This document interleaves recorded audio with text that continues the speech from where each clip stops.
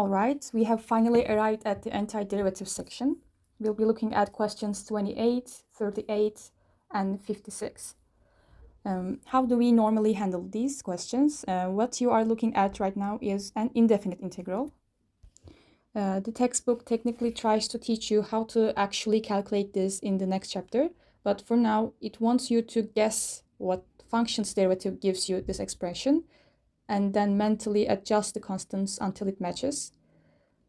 But we can just skip the guessing game and act like we already know the basic integration rules. So let's look at the first one. We can rewrite the expression using fractional exponents to make it easier. Just write it down like that. Over 2 plus 2 times x to the minus 1 over 2 dx. So to take the antiderivative, we just do the exact opposite of the power rule for derivatives. Instead of bringing the power down and subtracting 1, we add 1 to the exponent and then divide by that new number. So for the first term, add 1 to the 1 over 2 to get 3 over 2. And then divide by 3 over 2. Then this will become x to the 3 over 2 times 1 over 2 here, and divided by 3 over 2. And for the second term, add 1 to the minus 1 over 2, which will become 1 over 2, and divide it by the new term, 1 over 2 here. So after simplifying the fractions, we will get our function. Let's write it down here.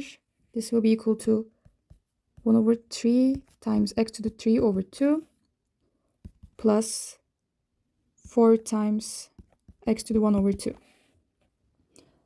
So, but we are not done here. We must add a constant plus c at the end. Why? Because the derivative of any constant number is 0. So if there was a plus 5 or a minus 100 at the end of the original function, it would have disappeared when we took the derivative.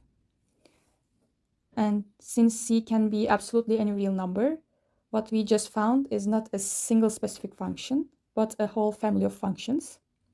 This indefinite integral notation always yields a family of functions, unless you are given exact information, like an initial condition, like we will see in the next problems. To solve for c, you must write that plus c here. It's very important. So let's move on to the next one. We want to find the integral of 3 cos 5 theta d theta. Now think backwards. What function gives you cosine when you take its derivative? It's sine. So the answer must come from sine 5 theta. Okay, let's check. If I take the derivative of sine 5 theta, the chain rule forces me to multiply by the derivative of the inside. So I will get 5 times cosine 5 theta. But look at our integral. We don't want a 5 in front. We want 3. So we will just multiply the front of our sine function by 3 over 5. So this will be equal to this. Okay, so our antiderivative is 3 over 5 sine 5 theta. 3 over 5 theta. And once again, there is a plus c here.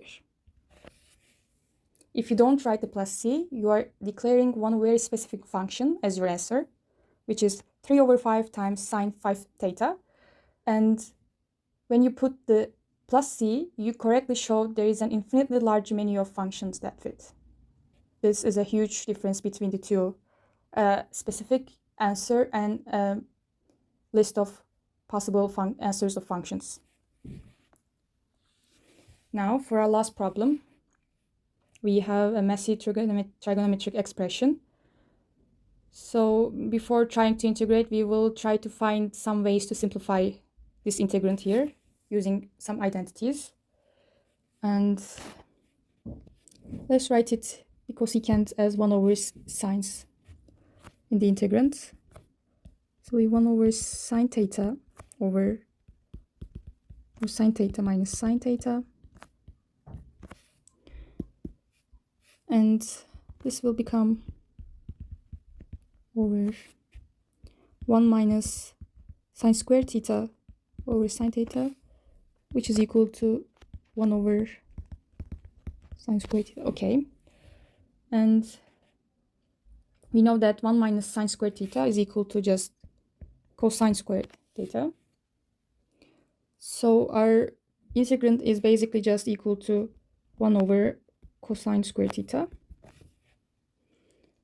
What is 1 over cosine squared theta? It's exactly secant squared theta. So this is equal to theta d theta. Now, whose derivative is secant squared?